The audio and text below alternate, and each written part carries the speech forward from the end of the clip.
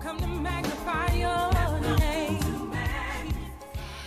Welcome to the Free to Be Me show, hosted by Reverend Felica Thompson, First Lady and Director of Women's Ministries at Simon Temple AME Zion Church, where my awesome husband, the Reverend Brian R. Thompson, is pastor. I know, you didn't hear the Free to Be Me song come on, but you did hear We Have Come, a new hit single by recording artist Marshetta Parker. So I'm so excited today to have her as my special guest. We're going to be talking about some awesome things that not only she's done in the past, but what God has set for her in the future. So I want to say, how are you this afternoon, Marshetta? Hey, I'm great. How are you? I'm glad to be here with you this afternoon. Yes, we're super excited to have you. I know it's been a while since you've been down here in Fayetteville, North Carolina at Simon Temple, but it's been a while. But we're so excited about all the exciting things that you are doing and what you're a part of. So we want to talk a little bit about your background and how you got started in the industry before we talk about what you're doing now and your latest hit single release, We Have Come. So tell us a little bit about you, Marshetta. Where are you originally from? Sure. I'm Marshetta Parker, if you don't know my full name. I'm married. I live in Durham now, but I'm originally from St. Joseph, Michigan, which is right next to Benton Harbor, Michigan. But, you tell people you're from Michigan, and they automatically say Detroit. But I actually lived in Detroit as well after I graduated from college. So that's all in my little bumble of Michigan. Okay, awesome. So we know you're here in Durham now. So while you were there in Michigan, how long were you there, and did you grow up in a big family of people that love music, or were you just the one in the family that loved to sing and got attached to being a worship leader? Well, I grew up in a family. There was 5 of us, 3 boys, 2 girls.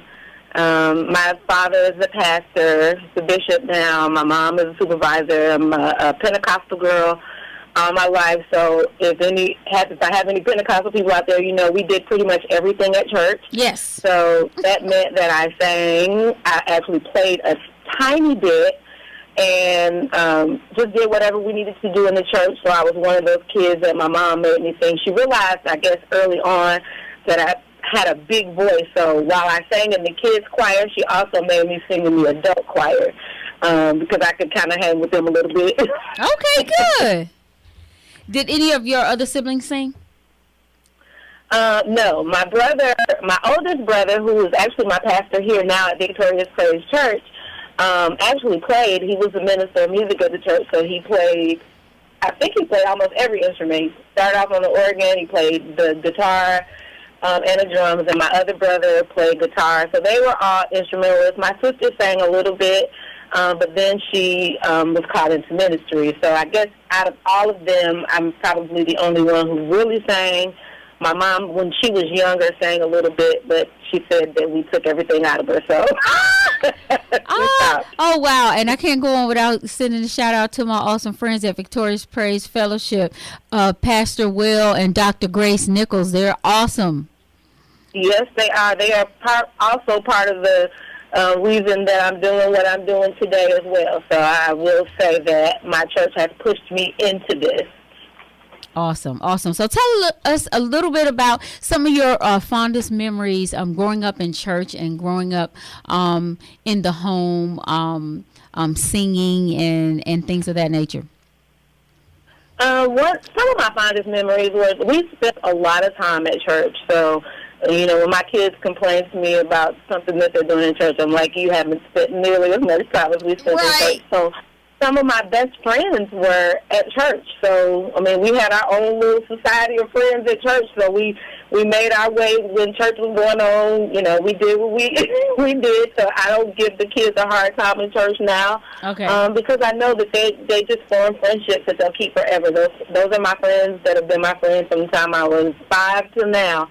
And I appreciate my upbringing. We also, we went to a lot of other churches and sang, and my dad preached, and my mom was there. So, I enjoyed the time that I spent in church. I didn't look at it as a negative experience. I feel like that has made me who I am today. And, you know, sometimes I tell people, you may think that your children aren't listening and paying attention.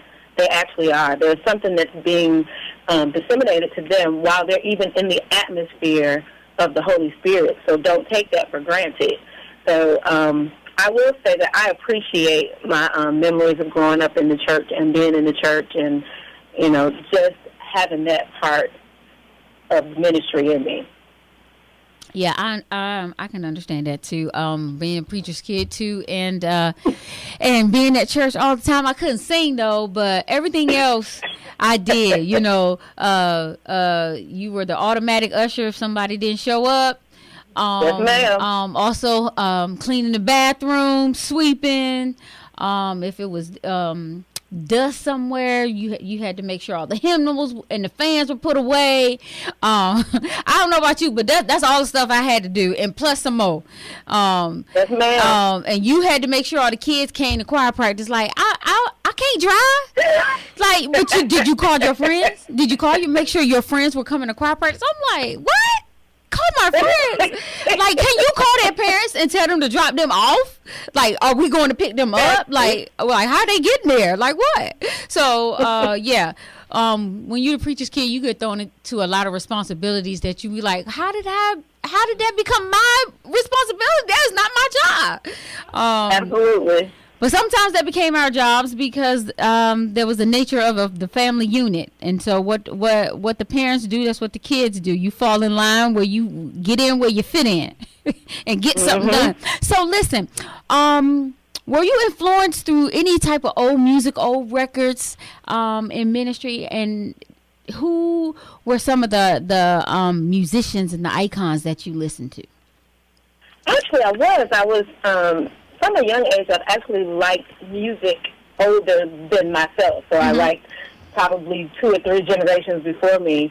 So I actually really love, like, listening to old music. Like, if I think about the blues and some old jazz records. And what I will say is one of my my orchestra teachers, I actually play violin in school as well. Wow. And they found out, my teacher found out that I sang at church, and was like, hey, so I want you to do some jazz stuff. But at that point, I hadn't really been introduced to it.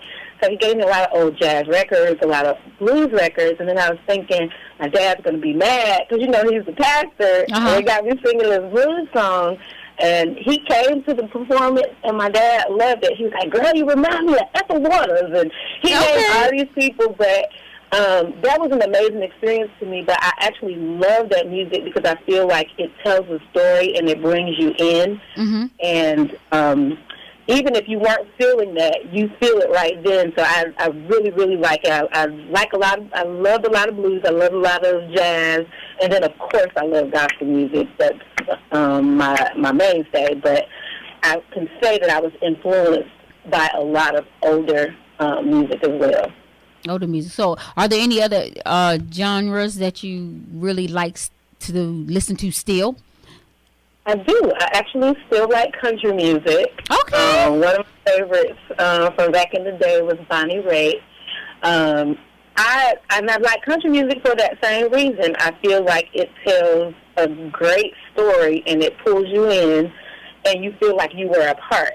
And then I guess for me, when I do praise and when I do worship, that's a part of something that I've gotten from my past that I try to pull in so that I can bring people with me to experience God the way that I experience God. So I feel like those things have made an impression on me, and then I try to take that impression and then, you know, likewise try to impress people.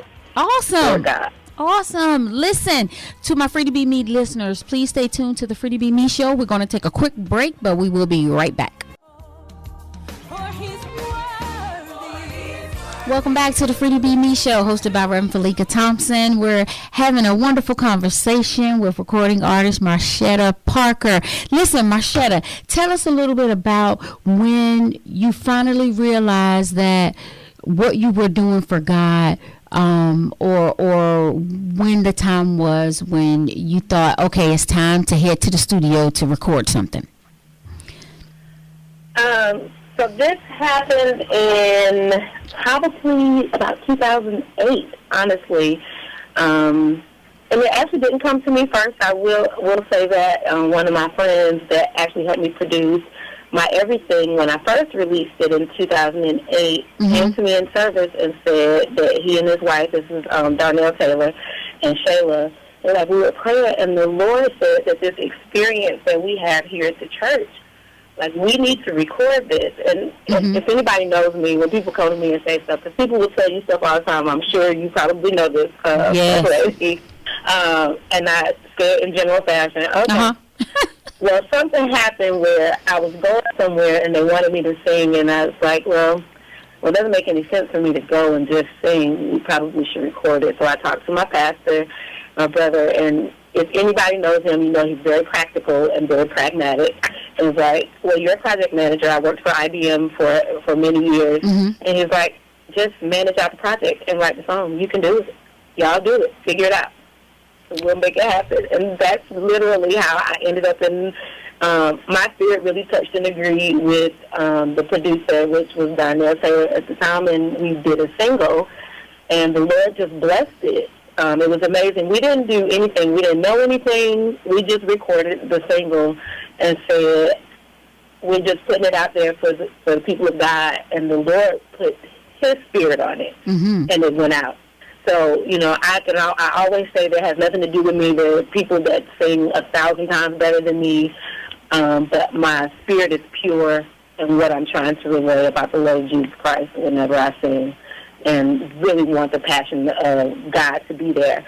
So that's how I initially started, and I always knew that I was supposed to do 2 projects after we started that process, and I woke up in 2018 and said, the Lord said this is the year for us to do it, so He's going to provide provision for this vision, and now is the time for us to do it and finish it. So most of you don't know that I redid my Everything live, and it was absolutely amazing, along with releasing some of the singles the new single that you have now. But this has all been a God walk, a faith walk, because I really, honestly, didn't have an interest in being an artist. I sing. I feel like I sing the word of God, so it's more of a ministry for me than just being on a platform or being somewhere where everybody else is. I'm totally, not concerned with that, but just more concerned about blessing the people of God. And that's one of the things that I wanted to just put on this project and make sure that people can get that. They get what I get when I enter the presence of the Lord. Awesome. That is wonderful. So that brings us up to your new release, We Have Come. Did you write this release or did you collaborate with someone else? How did this come about? So this song is one of the songs on my live project, which we were planning to finish this the end of this year. But it was written by my former minister of music, Jermaine Freeman. Okay. And it's interesting enough, he had already written another song. And he said, well, I think I might have another song for you. And most of you all who know me know that we've worked together in ministry probably close to 20 years. So, he knows how my ministry operates.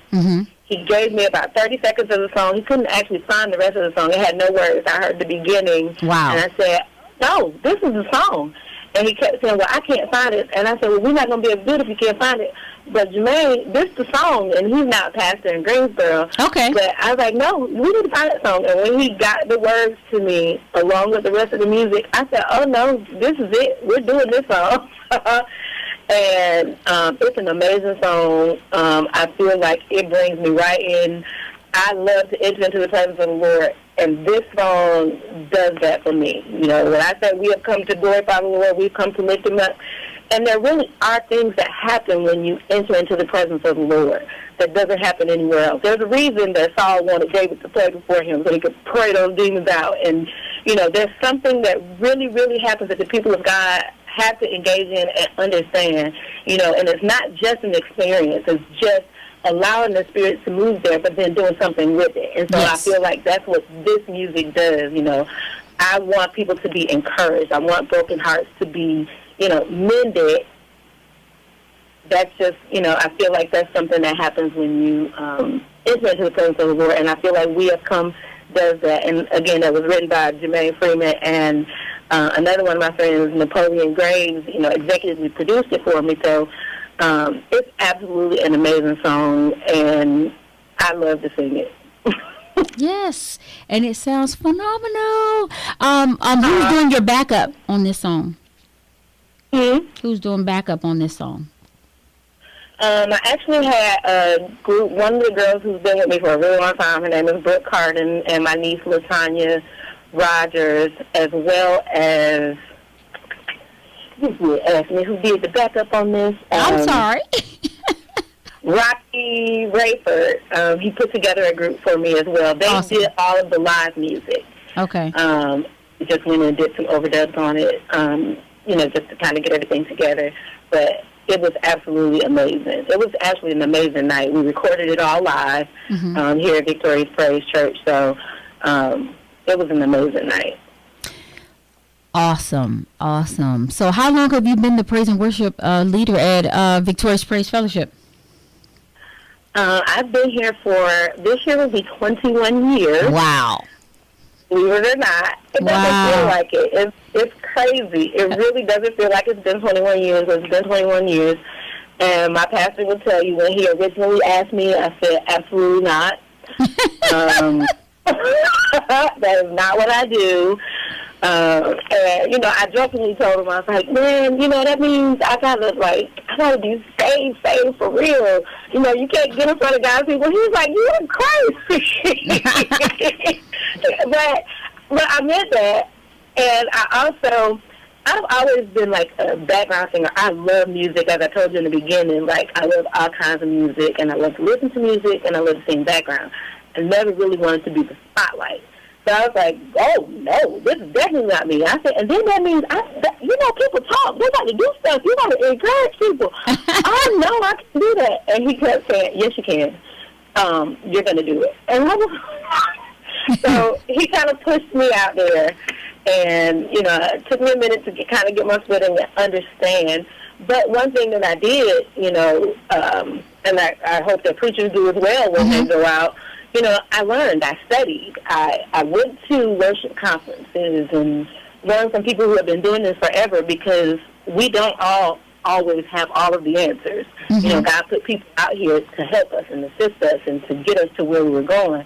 So over time, but I'm always confident in God that he can do anything. And so I'm like, well, Lord, if this is what you want to do, because anybody who knew me from before would say, that is absolutely not Marshetta. My last name was Nichols originally. I'd be like, that is not Marshetta Nichols.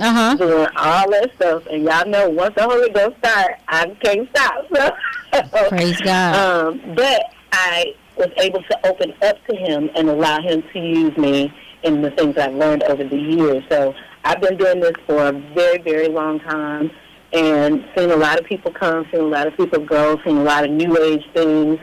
And, there's nothing wrong with embracing new. And one of the things that I love is being able to travel to, other churches and, seeing some of the different ways that people express their love for Jesus.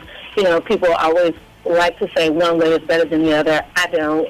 I believe that if the focus is always Jesus, it doesn't matter how you do it, as long as God is being glorified. So amen. My way may be a little bit more in your face, and somebody else's may be a little more laid back.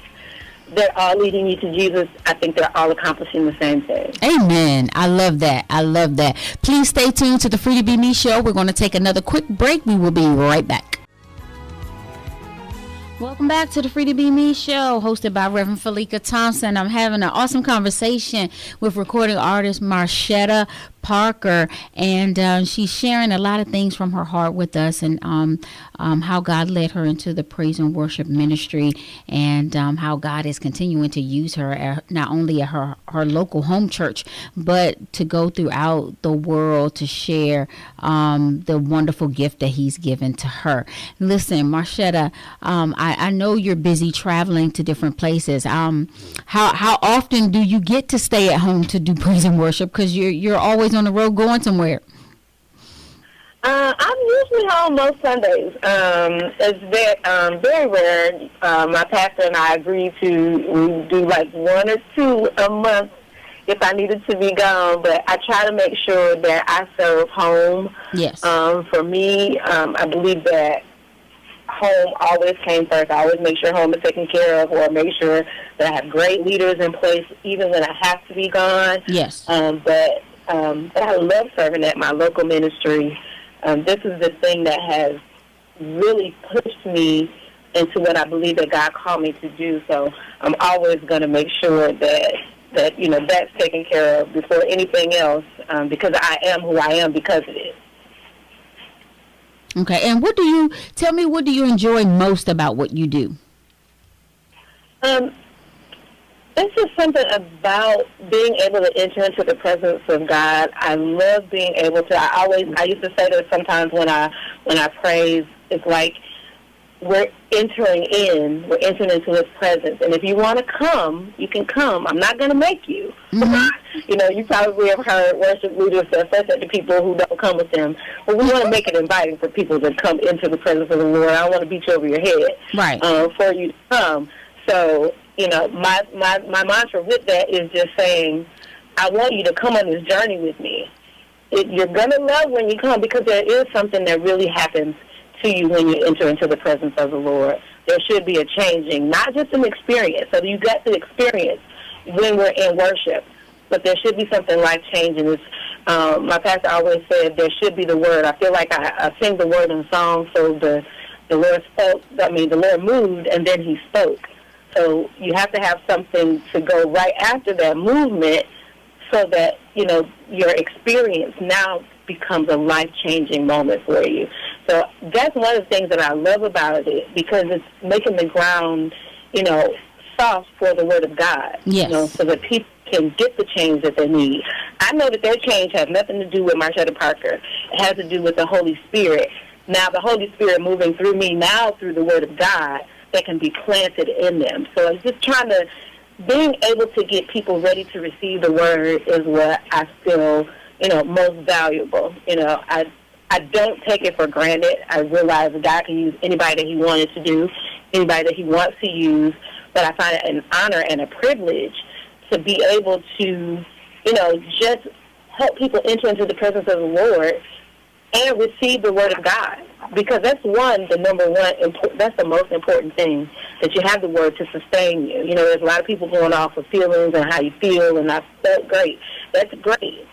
But what I want to do is set the atmosphere so now that the Word can come and the Word can change your life, because that's really what's going to change your life. Amen. Music is going to move you, but you got to have the Word, so that when the enemy does come back, because he comes back, when he does come back, you're ready for him in your arms. I got the Word of God, which is my sword. So now, I'm ready. And I just find that is an honor and it's a privilege to enter into the presence of the Lord.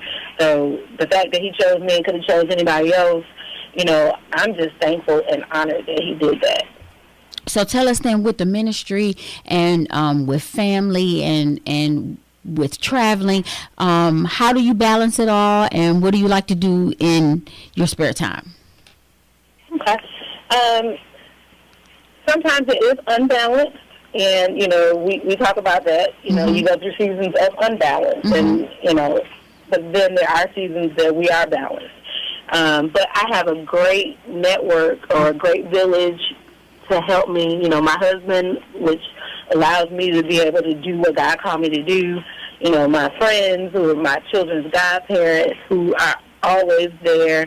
When I used to travel when they were smaller, we didn't miss a beat. We had stuff at school, we had things, godmom, goddad, all of my family around me, my niece, they were my village that kind of helped me and my husband Sean ensure that nothing was lacking with our girls. We have 3 daughters, Mm-hmm. and so with that, nothing was lacking. They knew I didn't play when it came to school, so education was their number one thing. So I'm extremely proud of where my children are in their life, but they are that because we pushed them, but then I also had a great village of people around me that helped pull up the slack when I had to go and had to do or had to be, so they didn't miss anything.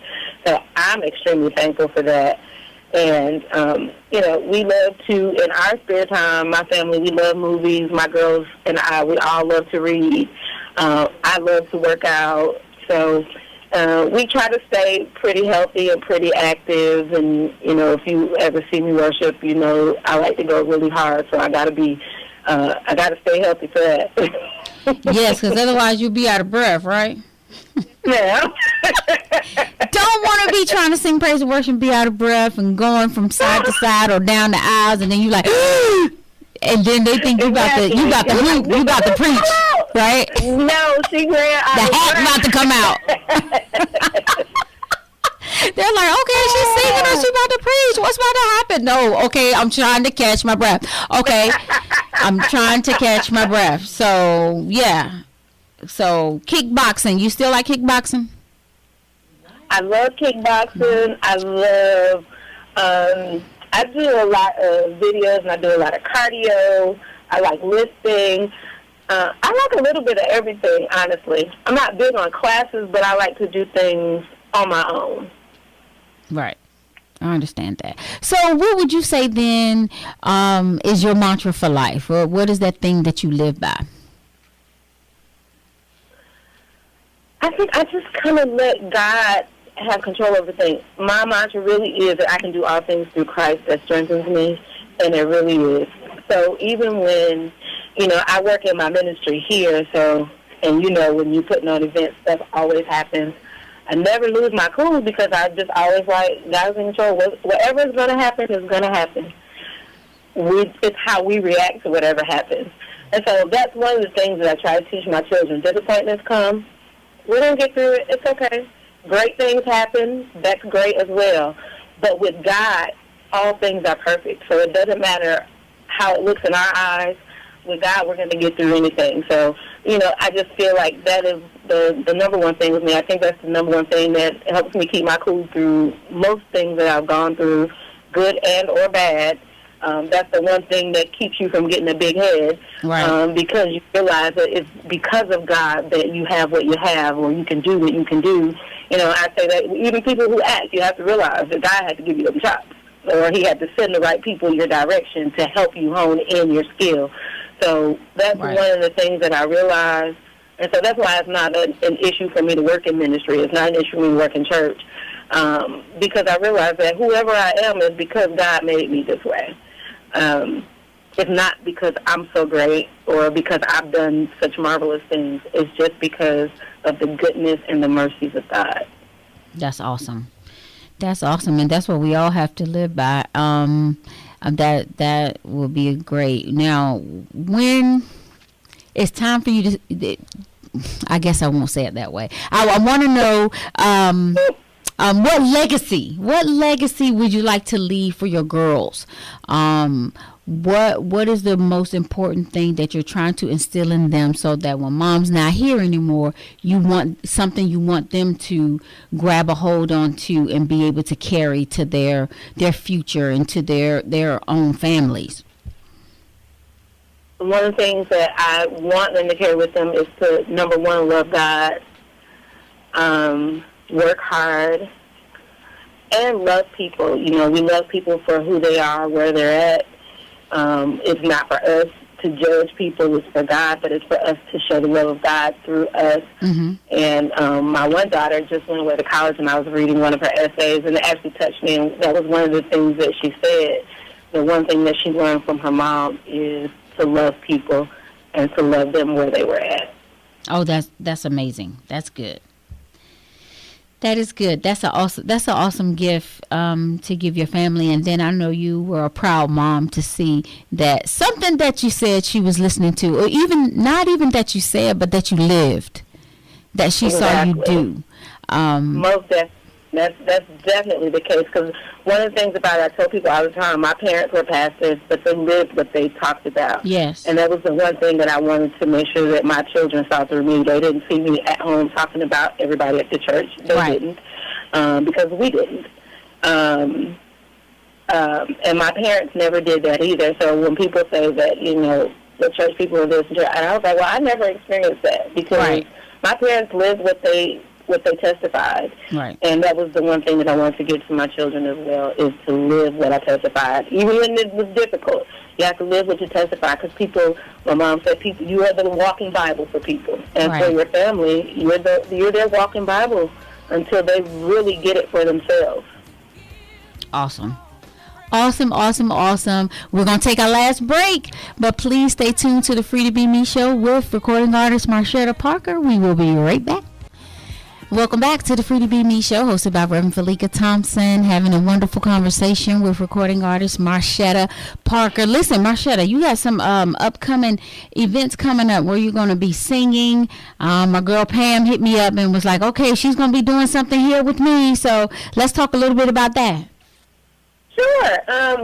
I'll be doing the MLK celebration on Monday, January 21st. I believe it's at the Raleigh Memorial Auditorium. Mm-hmm. And so just being able to celebrate the liberties that we have, we have to remember our past so that we don't repeat our past. So I'm honored to be a part of that. That will be on this month, well, not this Monday, but Monday, January 21st. And then on this Saturday, I'm actually doing a praise and worship event with the McCrae Brothers in Raleigh at the Focus Church at 6 p.m. So it's just bringing in the new year with praise. I'm excited to be a part. I'm just excited to praise God. Anytime I get an opportunity, I'm honored to give God glory and praise. So, so that is this Saturday, January 12th. And I know throughout the year you host many things too at Victorious Praise Fellowship. A lot of events you all have there all the time, and I know you're a part of planning a lot of that. So how can people stay connected with you on social media so that we can follow what you're doing in the community? Sure. You can follow me directly, Marshetta Parker. I'm on Facebook and at Marshetta P on Instagram. But you can look me up that way, and I'll make sure that all of my events are posted. And the young man that works with me, DeAndre Bennett, tries to keep all of that pretty up to date. So you can just look me up that way. Again, Marshetta Parker at Facebook, and then also at Marshetta P on Instagram. But yeah, I'm looking forward to it, and of course, all the things that I do at the church are always on Victorious Praise Facebook page and their Instagram page as well. So.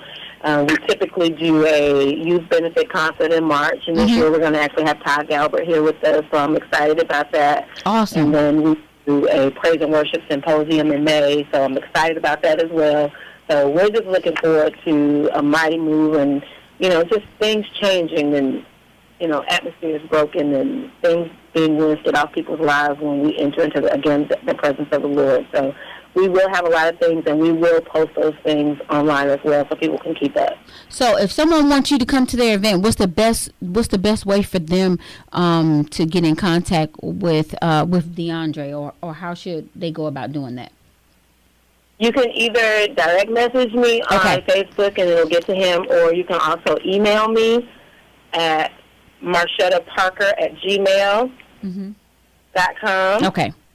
Or they can call us too, and we'll get that information over to them as well. But email is probably the best. That way we can, contact you. It's just MarshettaParker@gmail. Okay. Awesome. Well, I just want to say thank you, my awesome sister, for taking time out today to just talk to us a little bit about your music, your new music, and what you're going to be doing in the future to keep leading souls to Christ in the arena of praise and worship, and letting God use you in so many different ways. So I know your day is packed and your schedule is busy. So I just wanted to say I love you and I appreciate you, and keep doing what you're doing in the kingdom, because lives are being changed and people are being healed, delivered, set free, and brought back to Christ as a result of you being used by God and making yourself available to be used by God with that awesome voice. Lord have mercy. Tell your mama thank you so much. that you drew it all out of her. Appreciate you and your ministry. Thank you so much for always allowing me to be a part. You don't know how much that has always meant to me. So I appreciate it, and I appreciate you even, pushing the new project as we go forward with that and go forward with what God has given us to do. Awesome. Okay, stay connected with Marshetta Parker, Free to Be Me listeners. If you go to the Free to Be Felica T Facebook page this afternoon, all of that information will be lined up on my page, so you can stay connected with her. And so, if you want her to come out to your church function, whatever it is, listen. She was at our birthday party singing. One of mine and one of my.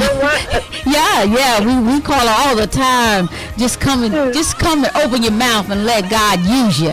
Amen. I think the last time you were at Simon Temple was for a New Year's Eve service, I believe. So, all that information will be on the Free to Be Felica T Facebook page, so we can keep Marshetta going and stay connected with what Marshetta Parker is doing and Marshetta Parker Ministries.